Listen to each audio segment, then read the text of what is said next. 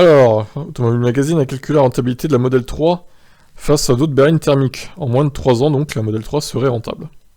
Alors, ils ont pris la version de base propulsion.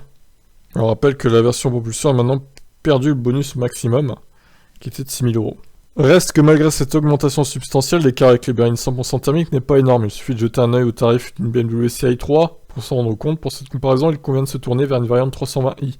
Certes, les 184 chevaux de son 2 litres turbo-essence sont à des années-lumière des performances de la Model 3, mais son prix reste acceptable avec à peine plus de 44 000 €, une fois ajouté le malus minimum de 450 €.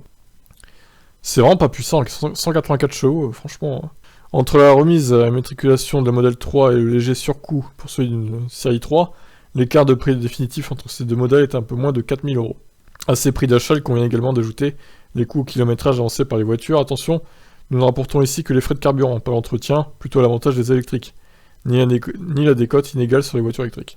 D'un côté, les quelques 8 300 réclamés par la 320i en moyenne, et l'autre, les 18,7 kWh au 100 d'électricité avalée par une Model 3 Standard Plus.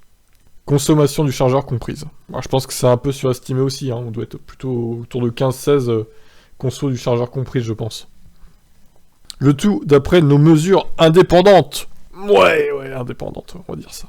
Ces données posées, en appliquant différents tarifs du sans-plomb et un prix relativement stable pour l'électricité à domicile, 17 centimes le kilowattheure, il faut donc parcourir entre 29 000 et 38 000 km pour rentabiliser le surcoût de l'achat de l'américaine par rapport à l'allemande.